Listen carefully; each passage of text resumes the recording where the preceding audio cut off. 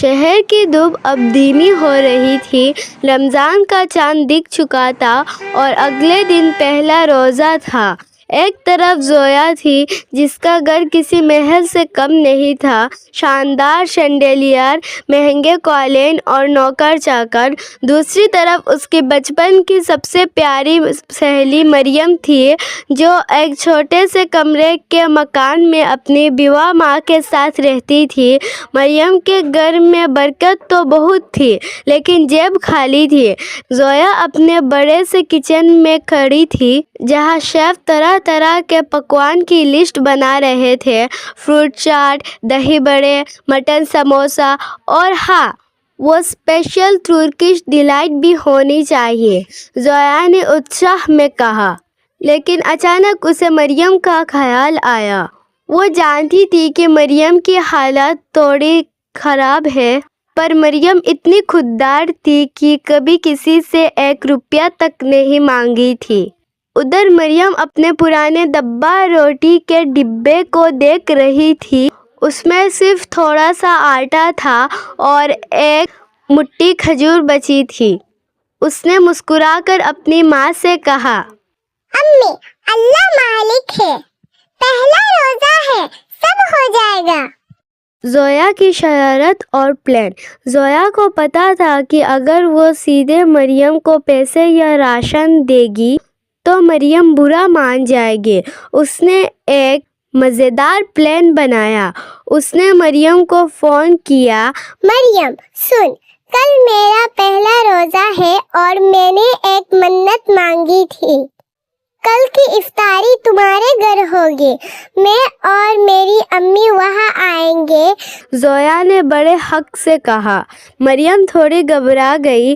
زویا، پر میرے گھر یہاں جگہ کم ہے اور چپ کر، دوستی میں no sorry, know thank you, بس میں آ رہی ہوں، اور ہاں، میں کچھ خاص نہیں لاؤں گی، سب تمہارے ہاتھ کا کھانا ہے۔ زویا نے فون رکھ دیا۔ زویا کا اصلی پلان یہ تھا کہ وہ غلطی سے ڈھیر سارا راشن مریم کے گھر بھجوا دے گی اور کہے گی کہ یہ افطار پارٹی کا سامان ہے جو اس نے غلطی سے ایکسٹرا سامان منگوا لیا ہے۔ ٹوئسٹ، چوری یا سینہ چوری۔ اگلے دن عصر کی نماز کے بعد زویا نے اپنے ڈرائیور کو بلایا اور 4 بڑے بڑے ڈبے گاڑی میں رکھوائے۔ ان ڈبوں میں دنیا بھر کی نعمتیں تھیں، شاہی ٹکڑا سے لے کر بریانی تک۔ لیکن کہانی میں ٹوئسٹ تب آیا جب گاڑی مریم کی گلی میں پہنچا۔ وہاں اتنی بھیڑ تھی کہ گاڑی اندر نہیں جا سکتی تھی۔ ڈرائیور نے سارے ڈبے گلی کے نکڑ پر ایک پرانی کرسی پر رکھ دیا اور زویا کو لینے پارکنگ میں چلا گیا۔ جب زویا وہاں پہنچی تو دیکھا کہ ڈبے غائب تھے۔ زویا کے ہوش اڑ گئے۔ مریم کو کیا کھلاؤں گی؟ وہ تو بھوکی رہ جائے گی اور میری وجہ سے اس نے کچھ بنایا۔ زویا روتے روتے مریم کے گھر پہنچی۔ اس نے سوچا تھا کہ وہ مدد کرے گی، پر یہاں تو رائتہ پھیل گیا تھا۔ جب زویا مریم کے گھر کے اندر داخل ہوئی تو اس کی آنکھیں پھٹی کی پھٹی رہ گئی۔ کمرہ چھوٹا تھا لیکن وہاں خوشبو ایسی تھی کہ بڑے بڑے ہوٹلز فیل ہو جائیں۔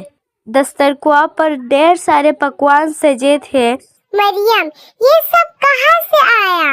میں نے تو ڈبے کو دیے۔ زویا نے حیرانی سے پوچھا۔ مریم نے ہنستے ہوئے کہا، زویا، تمہاری چال الٹے پر لوٹ آئی۔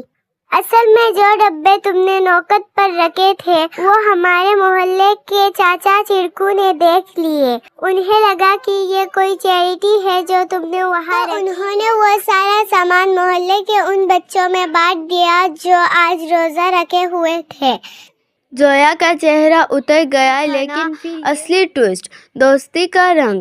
مریم نے زویا کا بیٹایا، زویا، تم نے سوچا کہ تم مجھے سرپرائز دو گے۔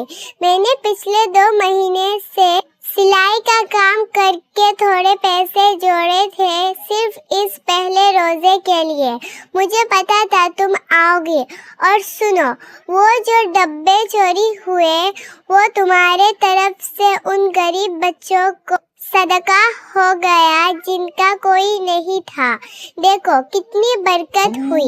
जोया की आंखों में आंसू आ गए। वो मरियम की मदद करने आई थी, पर मरियम ने उसे दोस्ती और सब्र का असली मतलब समझा दिया था। जोया ने सीखा कि मदद सिर्फ पैसों से नहीं बल्कि सही नीयत से होती है, और मरियम ने दिखा दिया कि गरीबी जेब में होती है, दिल में नहीं।